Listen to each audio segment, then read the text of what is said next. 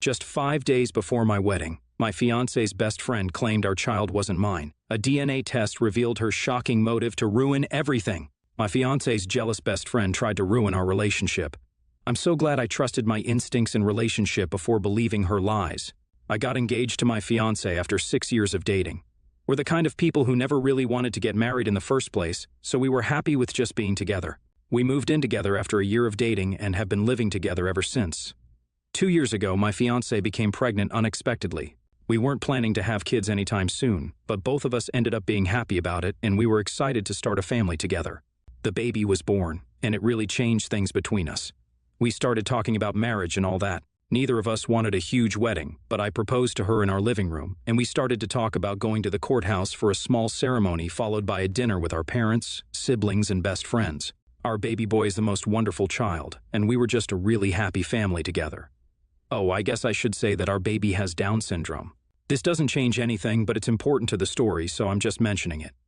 We set a date for the wedding on the long weekend so everyone could make it, but just 5 days before the wedding, I got a text from my fiancé's best friend Chrissy saying that there was something important she needed to tell me. She told me not to say anything to my fiancé. This was a little odd because, in the time that I've known the girl, we've hardly met just the two of us without my fiancé present. I thought she must be planning some sort of surprise for my fiancé and didn't think much about it. I told her we can meet during my lunch break at work, and she agreed to come to this cafe near my work. Again, before meeting her, I didn't think much of it. Now I wish someone had warned me. I walked into the cafe and saw her waiting for me. I made my way to her and sat down. I could see from the beginning that she looked pretty uncomfortable. I asked her if everything was fine, and she said that she has to tell me something difficult. I started getting concerned at that point.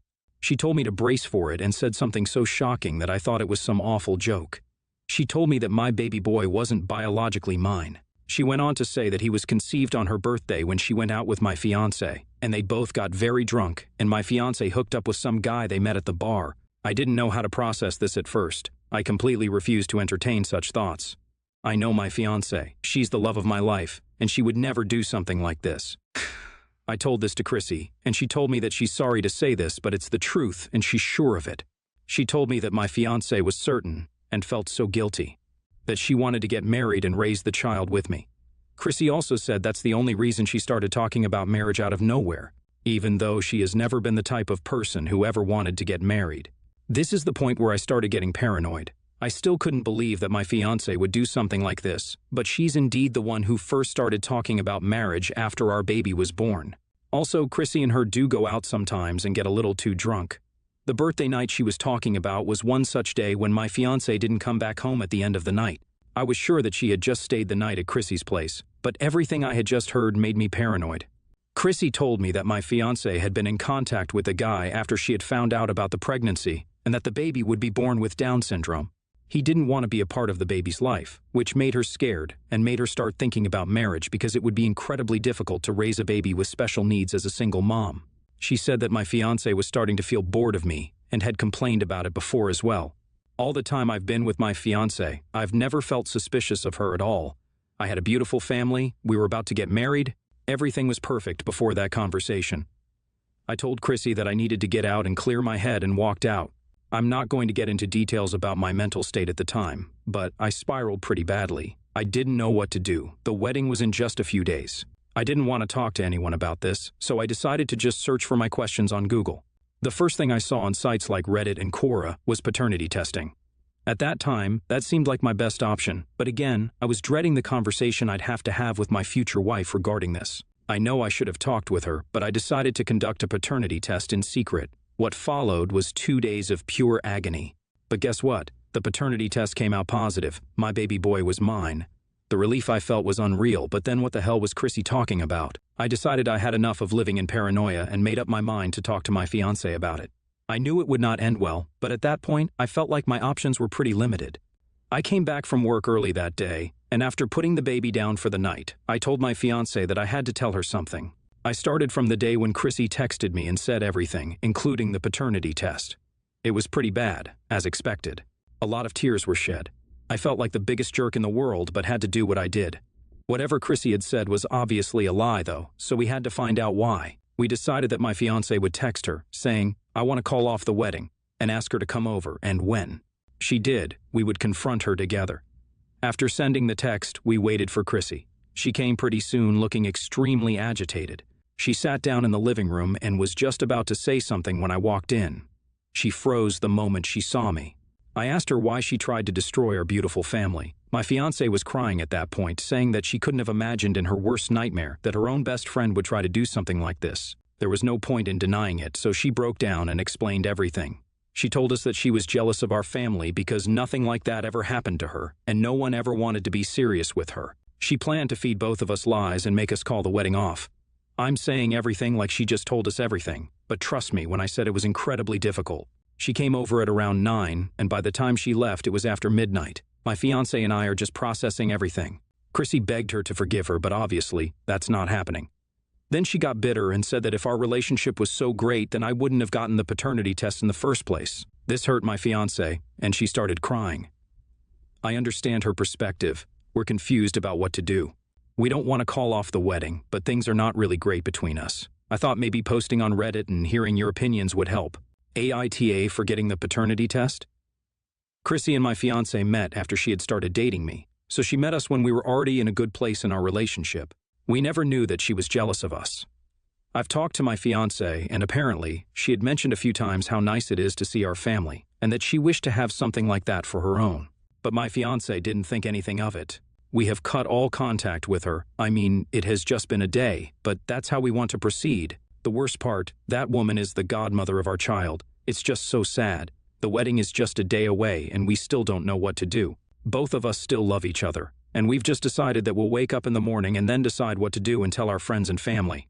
If we do go forward with the wedding, we'll have to explain Chrissy's absence as well, which is just going to be unpleasant. We decided to go forward with the wedding. I'm a married man now. Read it. I mean, it was hardly a wedding in the first place. We just signed the papers, and it was done. That morning we woke up, looked at each other, and just knew that we want to spend our lives together.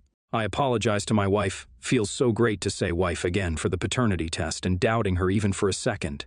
I told her I love her, and she said that even though she's hurt, she still loves me and believes that we can move past this.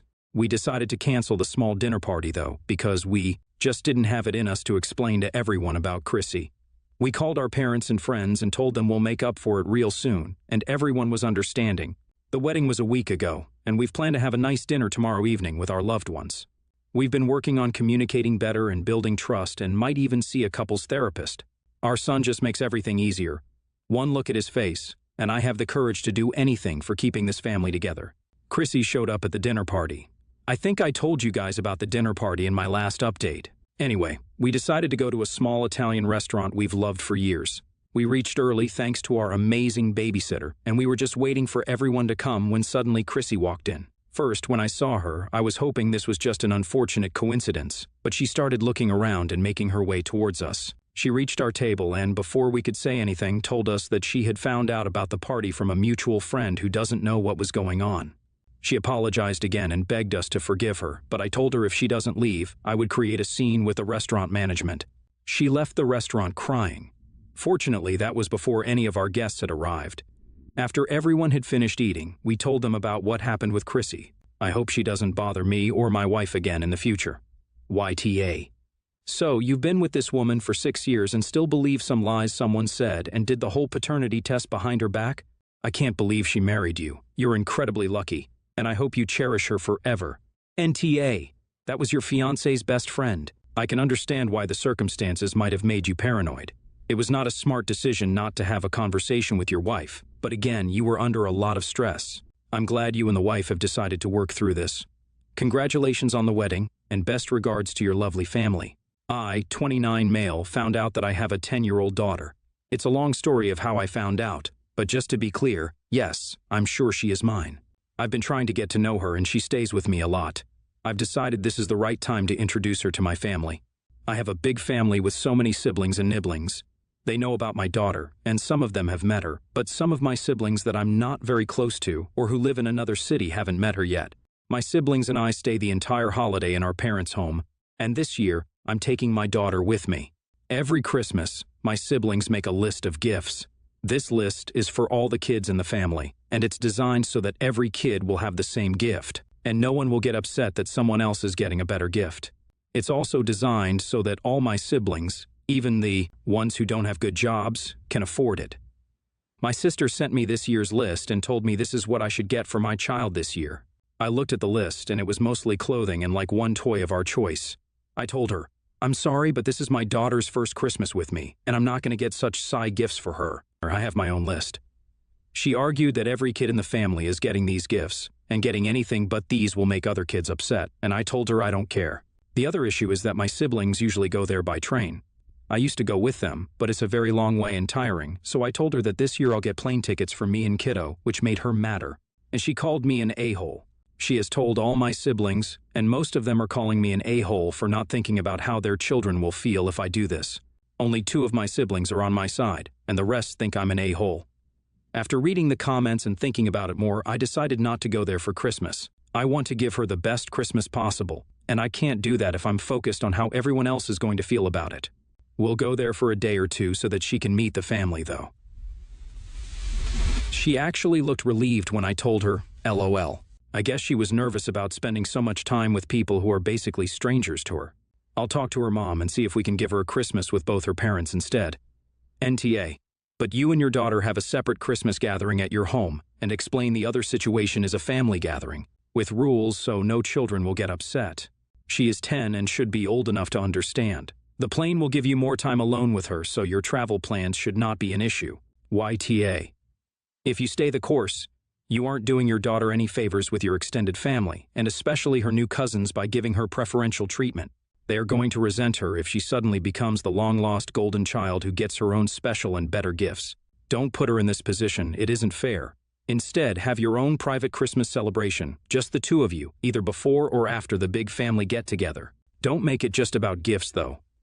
I don't remember many of the specific gifts I've gotten over the years, but I remember all of my family's Christmas Eve traditions. Singing Christmas carols, reading our old pop-up book of the night before Christmas, preparing a plate of cookies and carrots for Santa and his reindeer. Make memories together that can become traditions over time, and respect your family's long-standing traditions in the process.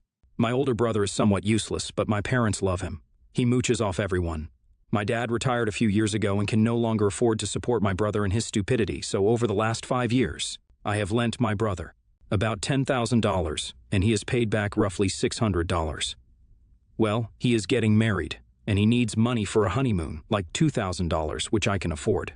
But I don't really feel like lending him money I know I won't get back. I said no. He kept calling me and texting me saying that his fiancée deserves a good honeymoon and that I should help him out. I pointed out that my parents paid for his degree, and I had to go into debt to get mine because they had nothing left for me after he took 6 years to graduate, and that he still owes me $9,400. Finally, he gets my parents to call me and ask for the money, LOL. I'm already LC with them, they owe me money too. They start trying to guilt me, that I'm his little sister and I should love him enough to help, blah blah blah. After about a week of this crap, I lost it. I told him, fine, I will meet him at their house and help him out financially for the last time. I showed up and we sat down at the kitchen table. I pulled out all the contracts that I made him sign when I lent him money. I also pulled out a printed copy of the check he paid me, the $600. I said he had a choice. I could lend him the $2,000, but they had to pay me back what he owed me first, or I could tear up all of his debt to me. Huge fight. I'm an a-hole for being so mercenary. How dare I treat family in such a transactional manner? I'm a terrible person for letting him think I was going to help. Did I want to make them homeless by asking them for the $30,000 that they owed me to blah blah blah? I said to call me when they decide. Now I'm getting crap from my family because they are telling everyone that I won't help out the family. I'm a terrible daughter and sister, so I started asking everyone how much they were going to pay for his honeymoon. No, we don't mean that we should help, just you. You're his sister. Okay, which of you guys is paying off what he owes me already? Radio silence. But I found out from my cousin that they are all talking about me behind my back, LOL. I don't care. I feel kind of sigh for getting his hopes up, though. Am I the a-hole here? He didn't pick, so he still owes me money. I have signed loan agreements with all of them, so God forbid my parents die, I get paid before he gets anything from the estate. NTA, but your entire family certainly is. Do not lend any more money out. I could care less if your brother's fiancée deserves a nice honeymoon, that's his problem, and if she doesn't like it, well, that's too damn bad. You are surrounded by a-holes and leeches. Don't let them guilt you. Better yet, I would cut these people out of your life. They're just toxic. NTA. Your mother and father were hoping to dump your brother off on you. Your brother is a useless bum enabled by his family. They want to get him married and make it even harder for you to say no. You are the only sane individual in your family. It's outrageous how they practice predatory manipulation on you and accuse you of being coldly transactional with them. Your brother's idiocy and the complete lack of improvidence he shares with your parents is not your problem. They're going to put you out in the street hoping you keep their standard of living up. I would give them all the finger and tell them it was nice knowing you. This is patriarchal entitlement and sexist-based financial abuse scheme.